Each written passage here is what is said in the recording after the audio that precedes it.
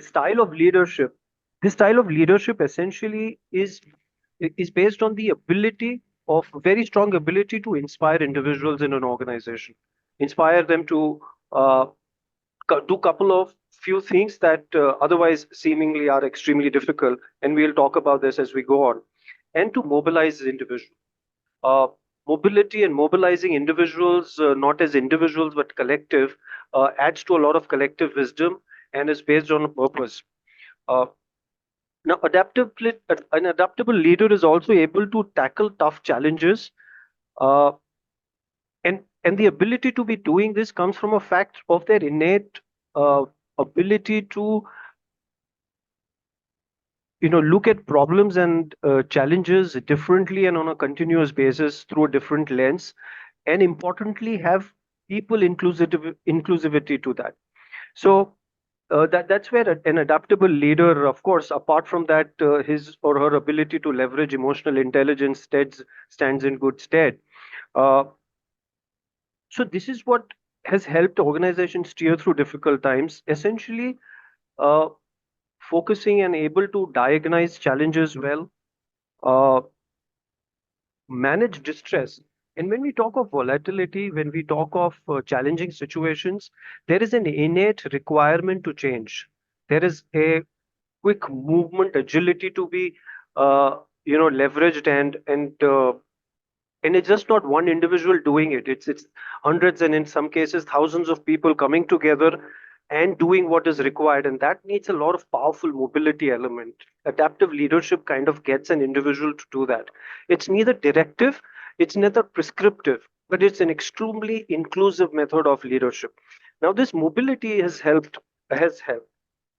Also what it does is helps individuals manage stress at an individual level and at a collective level very, very differently and more accurately. A adaptable leader is able to do that, and that's a hallmark sign. While you're managing distress which comes from failures, and failures will come in from when an organization is attempting innovation and experimentation, which is a one of the strongest bases, of managing volatility. Having said that and put this in perspective in terms of what an adaptable leader will do, an adaptive leadership style is, few things that I have seen have worked for organizations that I've been a part of, and I've led some initiatives. I've led initiatives when we've managed an organization with an employee strength of 7 8,000, and we had about 25 30,000 off-roll guys on our books. What has helped is the ability and this very focused approach on creating learning culture. That's the first one, because the volatility will require an individual to learn things about the businesses quickly and differently, and every single time they've got to be doing that. uh, I have a little technical issue. Just can you give me 5 seconds, please? Yeah, sure. Sure, why not? Yeah, please, please.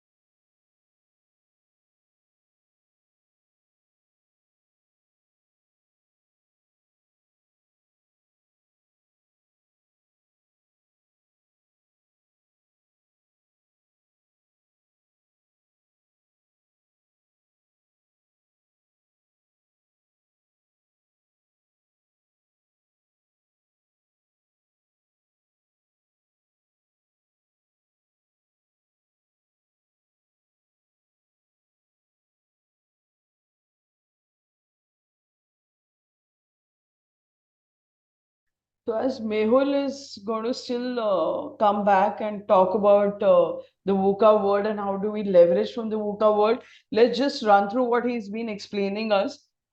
He's talking about the adaptive leader and the different methods in which adaptive leader can help leverage from the VUCA situation, from the VUCA word and the VUCA environment. He said the ability to inspire individuals and mobilize them even in case of failures, even in case of distress, helps a lot. And he says that continuous learning is very important for the team. Would anyone, Pankaj, would you like to talk something about what he's been sharing about the VUCA world or your ideas about the VUCA world? Uh, I think Mehul has joined in now, Okay. so it's better that we take it directly from him now. Yeah.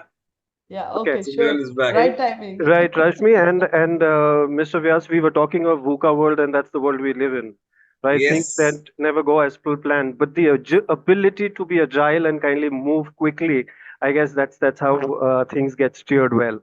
true, Uh, true, true. right, and these uncertainties, guess, is the hallmark of the world that we live in today. But continuing from where I kind of left was the very conscious, effort to build a learning culture around it. Uh, when there are changes and when the changes are quick, uncertain, and situations volatile, it demands a new set of skills every single time to manage those.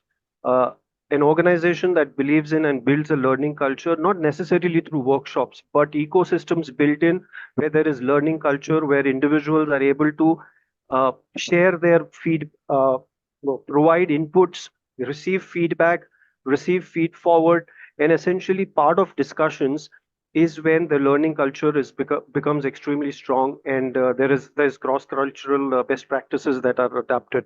So one was learning culture. The second is ex- is creating a culture of innovation and experimentation, because as the adage goes, if you do keep doing what you've been doing so far, you will only achieve what you've achieved so far. It used to be years reduced to now months when the game changes in business dynamics.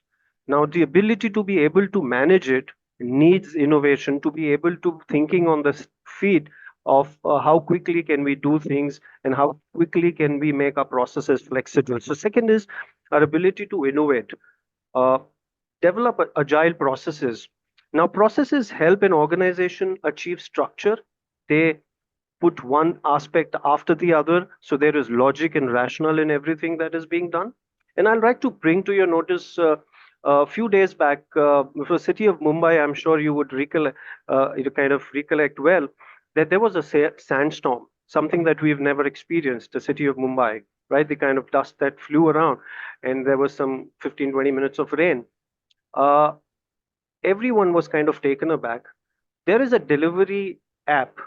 They deliver stuff, and their claim to fame is they deliver within 10 to 12 minutes, and so on and so forth. Uh, in about 5 minutes of time, by the time you're really figuring out what has happened, they dished out messages on their apps selling umbrellas and selling and asking people to be indoors.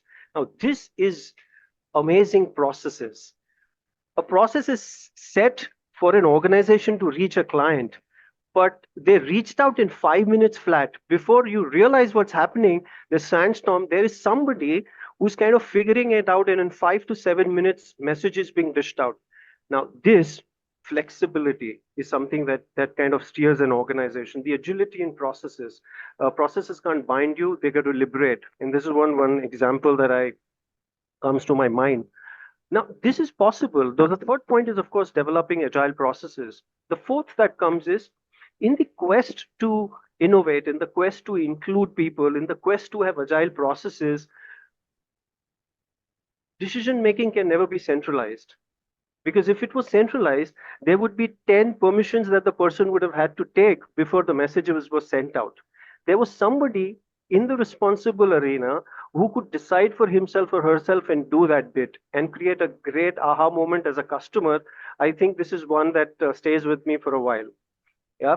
And which is the fourth is empowering employees. Empowering employees to take decisions, empowering an individual to decide the way the specific job can be done, And volatility. And we go back to something when we stay confused in our lives, right? There are times when in our personal space we don't have answers to. What do we fall back on? We fall back on something that we very strongly believe in. Yes, we all do that. And in organization, those beliefs are your value systems, core values. You keep the core value as a focus and ensure all the decisions that are taken short term and long term are through the prism of that core value. Am I addressing my core values, or am I compromising on that? I think these five things that I mentioned, uh, and there could be another five, but these five have stood the test of time and have helped organizations move from where they were to what they are today, from small enterprises to large business enterprises, and uh, and through the VUCA world that we currently live in, and going by what is current the current situation, the volatility is only going to increase, and uh, and it's going to be a fair. It would be only a fair thing to say leaders who are able to adapt to this and get the workforce united on this and have a strong purpose to it. Uh, they will see the end of the tunnel, and it's going to be, and organizations have done so very well in these many Very past few years. good. So there's going to be disruption at every stage, and there's going to be change. There's going to be volatile. There's going to be ambiguity. And in this entire insight that Sir has given, I feel to be learning, to have a learning culture is extremely important for an Right. organization. To be able to give feedback, receive feedback, the method of giving feedback, and the method of to have an open environment. So, excellent answer. So, we go to the second question. Have you found any specific strategies that have been successful in fostering a culture of resilience and flexibility among your team? Right. So, and again, we go back to take a step back in understanding resilience. Of course, not the grammatical connotation or meaning. Resilience to most of us is get up in the morning, do something that you failed the previous evening, and you haven't done the job well. You still want to go up, go right up there, give your best shot, and do it till you get it right. Sure. Resilience eventually, it's a journey from I want to get it right immediately to I will get it right eventually, and it's a long journey. Sometimes it can be a tough one. Uh, Building resilient culture, while it's very simple to say, comes from a lot of psychological space. You put in your best foot forward when you are sure you're going to be protected. And adaptive leaders and leaders who've been able to create a sense of psychological safety. My challenges are going to be met with my I'm psychologically in a space where I can go and talk to people. They're going to receive my challenges well and help me figure a way out. That psychological safety helps to do one very big critical thing is it gets a person to operate in the space of above the radar. There is always above the radar element and below the radar. An employee, an individual who operates under the radar always will be performing lesser than potential. Might be the expectation being low and the person having great potential will be always lesser than potential. But psychological safety gets the person rise above the bar and above the radar where they kind of have performed, and we've seen great performances happen.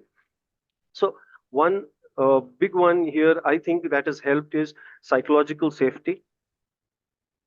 The second is the ability to and the belief that is instilled by leaders that a problem is solvable. We may not get it right now, but we will figure it out. Uh, and it is no one's blame, but essentially a collective responsibility to get it right. And now, this mindset, work on mindset, is a very top down approach and is demonstrated rather than prescribed. An organization that has closely worked, and we've seen that whenever we've worked on mindset of employees, that while the quarter looks extremely difficult, the market conditions are not right, we will still figure a way out. Is there a better way to do what we are doing? Is there something else we can do? Is there something more we can do? Can we relook at approach? The fact is, we are able to do what we are able to do only if we think we want to do it. So working the second point here at the resilience will be strengthening the mindset and getting them an employee to look at it from a perspective of growth. Uh, Nothing mobilizes people more than having a common purpose. An individual who works maybe in a pharmaceutical business in a research is far away from the field, is far away from the fact that of open market, goes to office, works with the white lab, goes to the lab, works, is very away from those elements. But when an employee is kind of reiterated and repeatedly told and established that you coming to work and working 2 hours extra and on a weekend and giving more than what you can is going to save a life in Africa. And it does. Purpose is get people and they mobilize. Mobility and purpose is essentially a larger purpose and just not your KRA drives people to do more. And it has driven us as well, right? Is just that when there is a conscious effort, there is the results are there to be seen. One more critical element I'd like to bring to notice uh, is to involve every single employee in a conversation about goal setting. Now, there are multiple ways goal settings happen. I am given a KRA sheet and I'm told that this is your goals, these are your KRAs, you got to finish it, and there is a conversation around it. But if the goal setting is done, which links my individual life goals to the organizational goals, it's not time consuming, but it's effort taking. There are conversations, there are questions, there is a genuine attempt to know an individual rather than instruct the person to do the job. This entire process creates inclusivity, and every single time a job gets done, I can figuratively know whether I'm moving in the right direction or not. uh, and as it goes, if it is your job, I will only do as much as it doesn't hurt my body. But if it's my job, I'm going to go 150% my endurance of pain, right? I'll cross that. Yes. And that's the underlying thought to it. And importantly, because when people individual personal goals get linked to organizational goals, the organizational goals kind of get achieved because people are not working then at 100%. They're working beyond. So these are few strategies, few things that have worked in ensuring there are resilience and flexibility.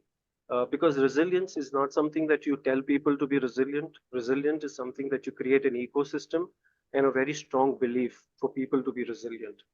And the big difference, of achieving it and not achieving it in generally is our ability to be resilient. In our personal lives, we look back and say, there are things that I achieved, there are things that I couldn't. And the ones that I couldn't maybe achieve, one element of that could be I could have been a little more resilient, one more try, you know, that attempt. So Thank you, Mehul. I think so. It's all about having that safe zone in which we can discuss with our seniors. We can have a common purpose with our colleagues, with our seniors, and they sit across the table or they sit along with each other and discuss the change. And and they discuss the journey of change together. So that's what is important, I feel. We go to the third question. In what ways can adaptive leadership help organizations navigate and thrive amidst complex and ambiguous market conditions? and so a lot of these points that we discussed uh, do not have a sole purpose. They have multiple purposes that they solve. So when we talk of the ability to diagnose, and diagnosis is a simple process. You look at a problem, try to figure out. But an adaptive leader would involve, include, collaborate, understand, get people together to do it. So that and make it as a habit to identify opportunities to grow and just not look at problems, right? So one of the strategies is to be diagnosing individual things. And when we talk of diagnosis, it's not a reactive element. It's a very proactive element where you anticipate changes can happen. Okay. And if we very closely look at the difference between leaders that have been able to drive strive and navigate well have this very innate ability to preempt, anticipate challenging situations that will lay ahead. And when this is done as a practice and becomes a culture of, thinking through and diagnosing, to diagnosis, this element has helped a lot to kind of move ambiguity, because diagnosis pinpoints challenges, and anything which is clarity removes ambiguity. That's the context. Yes. Uh, and and importantly is also at a point, stop, not resist change. Our first element is to resist change. Now it's easier said than done. Our natural reaction to change is to, you put your hands like this and say, no, this is not going to happen, this shouldn't, right? And to me it should never happen. And think about an organization where you put in 10, 20 to 30 years of work, money and effort. You don't want that to happen either.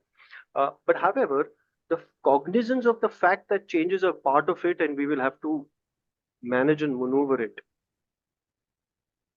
goes a very long way. Is embracing change, that if it's to change, it has to, it will. Now, there are two things that can happen. When there is an uncertain event that happens, uncertainty, and I would not specify any incident because of various reasons. But let's say there is an incident that happens uh, in in the business landscape, change of policies. Okay, if there is change of policies that happen, what would a smart individual be doing? And I'd like to draw a very hypothetical situation. I hope this never comes, right? Let's say there is inheritance tax that gets introduced. Now, this is not something that is being spoken of, but let's say it's an uncertain element. If it gets involved, you and I get impacted at our level. Would businesses get impacted? They would get impacted at a proportion that we cannot fathom today. Yes. Uh, is it on the anvil? We do not really know that. But the fact of the matter is, do people have an eye on that? People have an eye on that. Yes, at a very, very large corporations, do they have an eye on that? They probably have an eye. And are we ready for those uncertainties that should they come to us? The ability to accept those uncertainties and not wait and say, how did this happen? Why did this happen? So, market intelligence has help understand ambiguous challenges, place it better. Uh, Nothing ever gets done in an ambiguous situation without collaboration. And collaboration is not just having lunch together, but to stand up for each other in times of distress. That's collaboration. Uh, it is not about a marathon that you run alone. It's about a relay where you cannot run 100 meet. If it's a 400 meters, for your team to win, you need to run 125 meters at your fastest. You can't close in at 100, which is you got to go and do things that the other teams expected. So collaboration at that level, where if you are an employee waiting for reports to come in and you prepare a data point which will go ahead to get into incorporated as a decision making point, uh, your job is going to be 10% into the data that's coming to you and 10-15% into one that's going. Our organizations looking at it as we speak. There are organizations that of course, we can't be getting into the names and specifics. Organizations are looking at changing their entire KRA sheet, where an employee will now be expected to do 10% back and 10% forward of their transaction cost, right? Is because you go to run to 125%. And collaboration to that extent, while is a softer aspect, is probably now going to get into probably as something that's a need of the hour to ensure that complex situations are taken in well. Collaboration is one factor that will as well. And lastly, what works the best is ability to manage emotional intelligence, empathize, listen, care for an individual. These are hallmark of any leader, and more so today. because each one deals with challenges that not even one in the family knows about. So emotional intelligence is something that is a pivot. Thank you, Mehul. That was quite a detailed study of the question that I asked you. And what keeps on coming back again and again is the people and the collaboration that you should have. And to make change a way of life, people should accept change and they should not resist change. That's one thing. Also, I wanted to make a remark here. To diagnose things, and sometimes change is just there at the doorstep and we can't see it. We become so oblivious to it because it keeps on happening each and every day. Things are in the routine and we just deny that the change is coming. I think so AI is going to play a very crucial role in diagnosing a situation, diagnosing and predicting change. I feel that's what I feel, Right. that AI is going to really make a big difference. We come to the fourth question. How does one balance the need for immediate decision making with the long term vision and goals of the organization in a VUCA environment? Right. It's a very interesting question. Why? Because it's a very catch 22 situation. Uh, because do I do I let go my strategic? Do I make error on my strategic decisions which are short term, or do I focus on my long term? Because my business will demand me to take decisions every single day, and some of it will be at a cost of my long term goals. Very true. Yes, that's where decision making gets extremely tough. That's where the most toughest calls are expected to be taken. Uh, Now, what has helped, and what we've seen that has helped a lot of leaders is their ability to have very clear priorities in terms of what their long term goals are, is to very clearly crystallize what is that I want to be another 20 years of time, and having extreme clarity in terms of what I will not compromise on. Every single day, situations will warrant us to take decisions which may seemingly not be in line, and that's where a leader takes a decision of not. Uh, it needs a lot of big heart to do that. However, first is that demarcation, the ability to demarcate that, have extreme clear priorities, and third is to have a dual structure of decision making, because it becomes extremely difficult for an individual to bifurcate. So if those tactical elements are taken care by a different set of people and the very senior individuals take care of those long term elements, they're found in good stead, that have found results. And one thing that comes here is the one that you mentioned, the use of technology in decision making.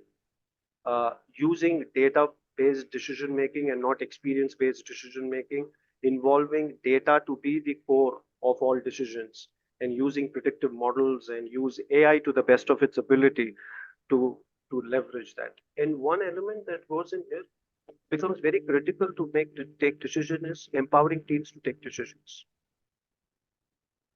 No matter how crucial or critical those decisions are, if they are layered, uh, we've seen an organization do relatively better there. Yes.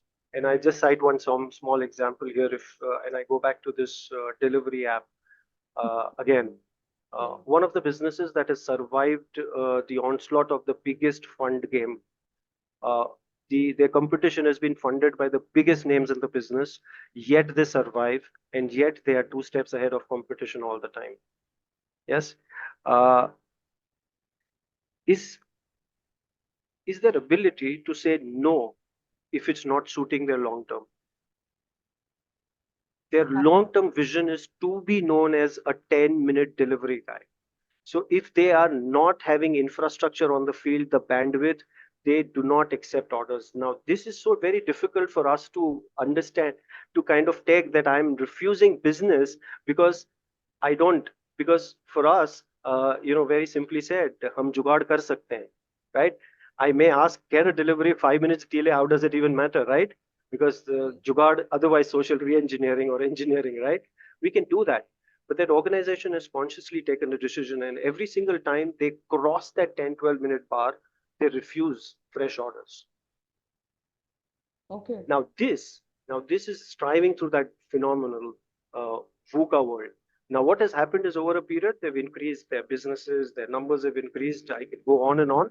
However, leveraging intel data points and kind of making that as a decision making tool that has helped organizations. Great. So Thank you, Mehul. I think so. The ability to say no comes from the clarity of where are you set to reach? I think so. Immense amount of clarity. Yeah. So we go to the last question, the fifth question. Can you share an example with our audiences about the adaptive leadership which has directly contributed in overcoming a significant challenge or a crisis in your organization, in an organization, I mean, not only yours.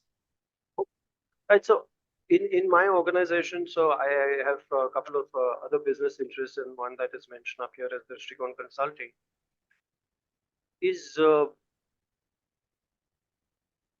is to do with just-in-time delivery of a product, which has got a biggest variable of foreign exchange. Because the products are imported, you import it and you purchase it either from distributor, but your base rate is a foreign exchange rate. So there is never a stability on the number there, right? It's not an MRP based product. So you really don't know if your landing cost is 100 or 105 because you're going to still sell it at some point.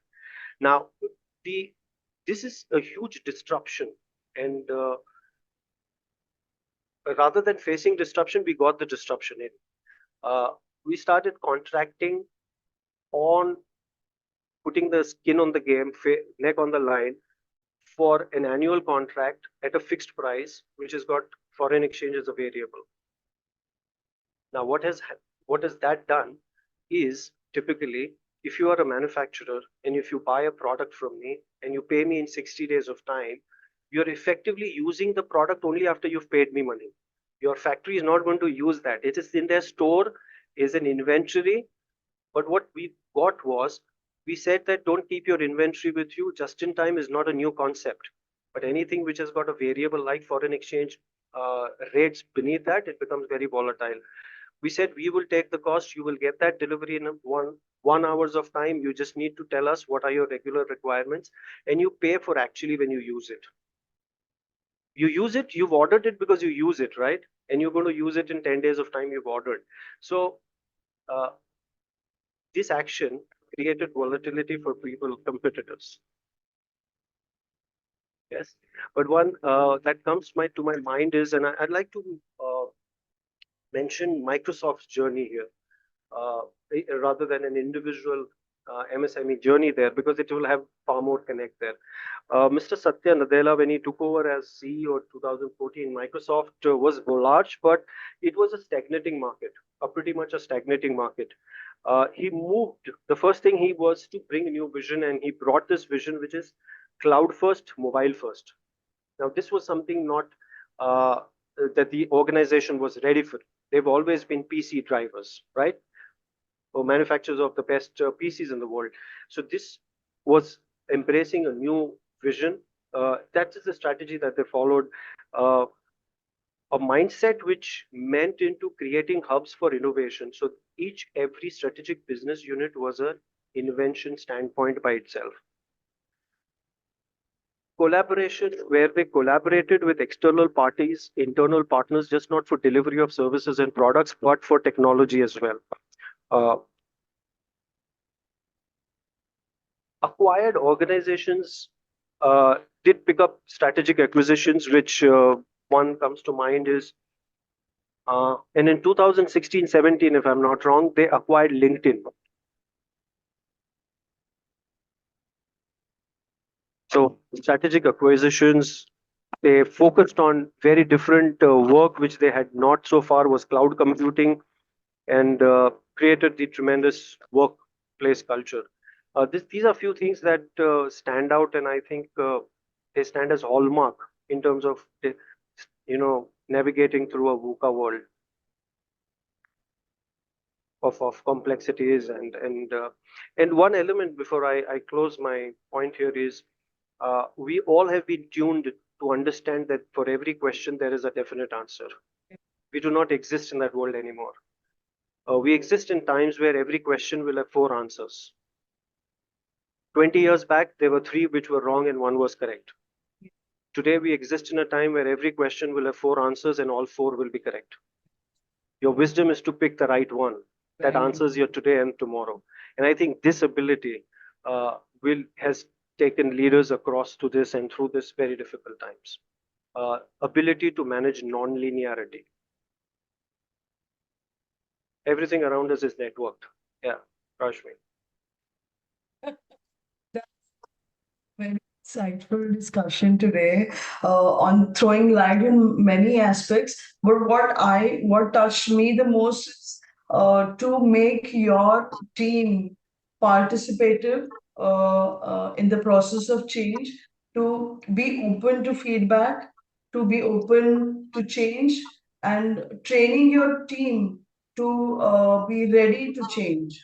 And they should keep learning, and they should be constantly learn. I think so. These are some of the important points that we spoke today. Thank you, Mehul, for being with us. It has been a pleasure listening to you, like Thank you. always. Thank you. Over to you, Pankaj. Thank you so much, Ms. Rashmi. Thank you so much. Thank you, Mr. Mehul, for sharing wonderful uh, learning. Basically, that's what I can say. And when earlier there was time when I used to think about the meaning of empathy, the real meaning of empathy. Now the kind of the real time experiences you have shared. Now I have the real understanding of the term called empathy. Okay, and this shows that how we want ourselves to be treated, we should be able to treat others as well, and that gives us more open communication with the people around us. So thanks for sharing that, sir. Thank you so much. And I would like to invite Miss Alago to check what people have learned. So Rashmi might have learned something, I have tried and learned and shared here that what I have understood in last 35 minutes. Let's see what people have learned out of it. So Miss Alago, over to you for a quick quiz, and let's see who wins it today. Over to you, Miss Alago. Thank you so much, Pankaj. Thank you, Rashmi, for the wonderful questions and very insightful shares, Mr. Mehul. And I liked the delivery example you cited, and I liked the last punch was the best. One question has four right answers, and it's up to us to choose the best one. So my question for the quiz today would be, Mr. Mehul mentioned two important aspects wherein it would exceed or it should exceed 100%. So I want those two incidents to be told here. That's the answer. I'm also putting it on the chat box. Collaboration. Okay. What was the other one?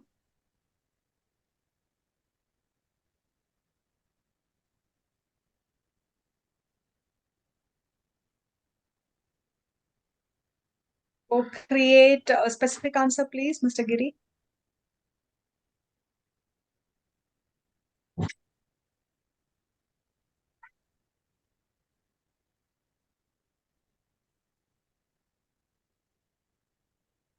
So we do not have anyone today as a winner, Mr. Lagu.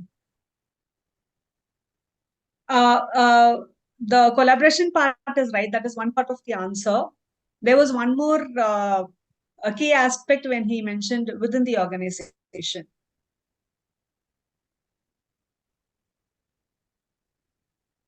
Come on, guys. I asked a very simple question. He had mentioned a lot of. Yeah, please. Sorry, I came late, but is it to do with KRAs and purpose? Because it's more to do with purpose. Perfect. Yeah, those two were the incidents where he said, like if you get to understand the individual's goals and that aligns with the company's goals, they would perform 150%, not just 100. And when he cited a metaphor of running a relay race when you are collaborated with somebody, very beautiful things these two were. So I thought I'll ask questions on that. I think Kalimullah Sharif had got it right. Okay, so congratulations, Mr. Sharif. You are the winner of the quiz today. That's Mr. Sharif. Yeah. Thank you. And you'll be getting the book written by Mr. Prakash, that's Task Mass Leadership, which will be done by Mr. Arul Prakash. So I'll give him posted on that. So here I give you one more chance, one more opportunity to ask a direct question to our guest of honor, Mr. Mehul. So Mr. Sharif, if you have any question, you can unmute yourself and ask a quick question to our guest of honor. And thanks to others who answered also, Mr. Giri, Dr. Vasanti and all that. Mehul, fantastic session. Really, I joined late. I feel why did I join late? Because even in the short span of half an hour, so many learnings. And one thing I would just say as this thing is that, one example that you said about pharmaceuticals that work extra for 2 hours and then you will be able to, save a life. I was not able to recollect on what context you were saying. If you could just, jog my memory on that, that would be great. Right. It is about kind of getting in someone to understand the larger purpose of the work that they're doing. At times we get so blinded by the fact that it is a task-oriented job, but our work actually translates into kind of going far beyond than what we are just doing. Because you work backwards and that formulation permissions come in on time, the FDA approvals come in on time, the product gets commercialized quickly, gets tested for humans, gets commercialized, is subsidized and sold to a foreign country in some country in Africa. There's a child who kind of gets that medicine a little earlier than, a little earlier than the child would have got. So that's a larger purpose, and that's a real fact in the pharmaceutical business as well, right? Great. Thanks a lot. Right. Great. Hope I've been able to answer your question. Mr. Giri has raised a question. So we have Mr. Giri. Mr. Giri, you can unmute yourself and ask your quick question, please. Thank you, Pankaj sir, and thank you. Today, the great insights really talk about the learning culture. Because in every day, the 20% of the learning culture, even for whoever you may be, whether entrepreneur, employee, whatever the public or even student, the learning culture only evolve and revolve. The revolution, you can say more things. But one thing is actually you told about some 10% forward and 10% backward something. I am not able to connect very well. Can you please explain about that? Right. So I'll give you an example to that. Every organization have got multiple tasks that an individual is expected to perform, and those tasks are never unidimensional. For example, if I have to prepare a presentation which my senior management needs to view to take an informed decision, I'm depending on data to come from a specific team, right, Mr. Giri? And then I have to prepare the reports, analyze it, create it, and give it to the next team. Now, what happens essentially is I'm restricted in my KRA to the job that I do. But when my job KRA extends to doing 10% of the data collation as well, so I'm going 10% backward into my KRA, and 10% forward is not just leaving it to them to analyze, but ensuring that they analyze it the right way. And I just don't hand over the document to them. So is 10% into their zone as well. So collaboration kind of works. And that's what essentially collaboration is, right? I make your job a little easier and you make mine a little easier, right? And together we kind of get the job done. So, but when it translates into real KRA, this probably is some organizations are looking at it, not necessarily backward, but they're looking at least 10%, 15%, that if you are linked to some job, your next department's job is also your job. If I've answered your query, Mr. Giri. Yes, sir. Thank you. Okay. It's a collaboration. Yes, it is collaboration. Thank you. Right. So do we have anyone else who would like to ask a quick question? Or else we can move forward. So I think we are almost reaching 7:30. So I would like, Ms. Alago, yes, you can ask the question. I don't have a question. I really liked something else Mr. Mehul mentioned about process. process shouldn't bind you, it should let you free. That was a very beautiful thing where Still, not many companies understand that and they stick to the process. This is the process and this has to be done. So that was very important actually. thanks for sharing. Thanks for sharing. So I would like to invite Mr. Senthil Kumar, who is our summary leader. So, Mr. Senthil, over to you for a quick summary of the session.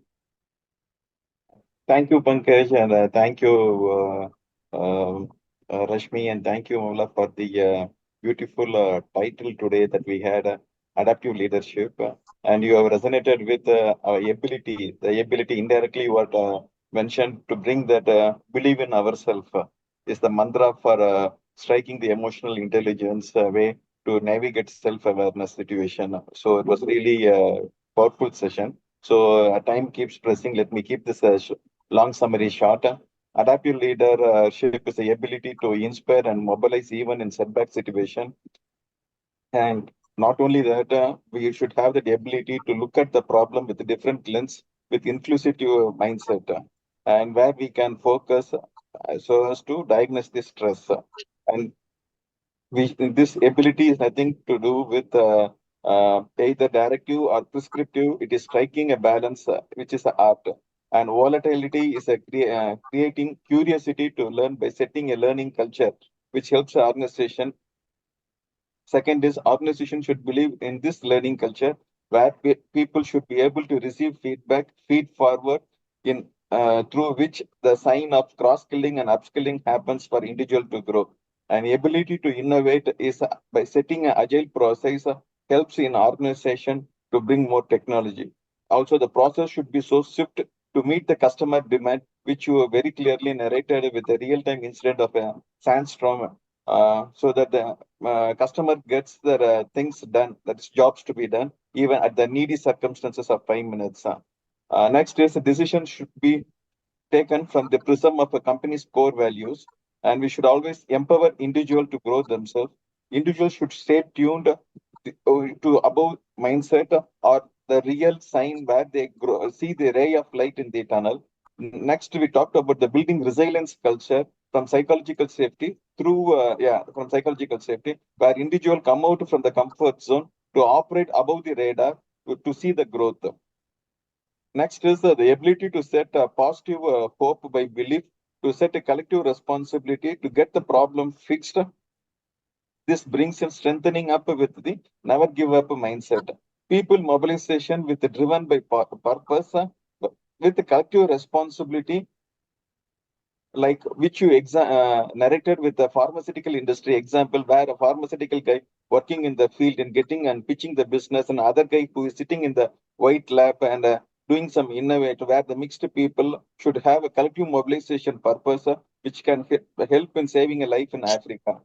Next, we also talked about the diagnosis comes not from the individual purpose, sole purpose. It should be from the organization vision, which Alago has already mentioned about the relay story example, where we need to accept uncertainty to thrive through collaboration, where our output is going to be the input for the next upcoming event, which you metaphored with the relay example. Next is the ability to empathize by listening to another person's voice more than his own voice helps in building trust among the people in organization. The decision should be from the data-driven fact rather than experience-based. Because today in this VUCA world, for every problem, we have 4 appropriate solutions than the previous generation where we can choose one. So in this situation, depending and relying on AI helps in steering the organization better through a fact-based approach. Ability to say no really helps to avoid any mess up in a situation, setback situation. Next, we also spoke about the strategic acquisition where and Satya Nadella faced as challenging, as well as the LinkedIn acquisition, all happened through a strategy acquisition approach. And the ability to manage non-linearity is also the art that we discussed in the adaptive leadership. These are the quick crux what I can. Excellent, sir. Excellent. I wish to compliment you, Mr. Senthil Kumar. This was, and I kind of think, did we touch upon these many points? So you've so beautifully articulated it. A big shout out to you for that. Great. That's what he's known for. I mean, if ChatGPT has to be given a human name, then Senthil Kumar is the name for ChatGPT. Absolutely, absolutely. Every session, Mr. Senthil Kumar just rocks. He sweeps you off the feet the way he takes up the complete session in just one gist. Wonderful. Thank you, Mr. Senthil. Thank you, Thank Senthil you. Kumar. Thank Thank you. you. Every week Right. we got the cloning of speaker. Thank you, Right. Senthil sir. Thank you. So before we move forward, I would like to share last week's quiz winner was Miss Alagu. So Miss Alagu, Mr. Arul will do the needful for what has been discussed. Then I would also like to share that we are going to have our next rocket goals to 12.0 on 13th July 2024 in Chennai at Taj Clubhouse. So whosoever is interested can register themselves for this offline networking meet on 13th July. And for next week, our guest is Miss Nirupama Guha, who's the author of the book Soulful Snapshots Observing the Unobserved. So next week, we are going to have our guest, Miss Guha. So please join in next week. Let's move forward. So I would like to invite, hello, sorry. I would like to invite Mr. Nelly Naigam to have a vote of thanks, please. Over to you, Mr. Nelly. Good evening, one and all, and thanks to Bija Training for this opportunity. Dear Mr. Mehul Dhulia sir, a really wonderful session with the more practical tips and live examples. I love your points like the embrace change and feed forward and power of saying no and that creating a culture of innovation. Thank you for inspiring us with your knowledge and insights, sir. Before me sharing about the next week episode, let me quickly share again the purpose of the community. For the visitors who are attending the first time, Leaders Connect 360 is a hybrid model leadership community where every Wednesday from 6:30 p.m. to 7:15 p.m. we invite a top management leader from a reputed corporate company to suggest some solutions for our real-time leadership challenges, like the experience we had today from our guest, Mr. Mehul Dhulia sir. Kindly follow our social media platforms to get updated. It's very simple to join our community. Do click on the social media links below. It gives me immense pleasure to thank our guest, Mr. Mehul Dhulia sir, and the panel discussion leader, Ms. Rashmi Jaswal ma'am, for spending your valuable time in sharing your experiences and insights. Dear Mr. Mehul sir, and if you would like to give any key message, please you can. Yes, after Mr. Senthil Kumar has summed up the session so well, I guess one thing that I would like to mention here is that emotional intelligence and empathy, especially, is a pretty underrated trait. It's considered to be a very soft trait, a trait which normally is thought of as a very softer aspect of the human element. But I think it's only the strongest of leaders who can practice empathy. So I guess that helps navigate through these difficult times a little better than otherwise. Yeah. Thank you, sir. Guests and others in the house, kindly accept your guest of thanking through the medium of thanking video. We request the new members and visitors to stay tuned till the end as we give an opportunity to introduce ourselves, which will help us network better. Thank you.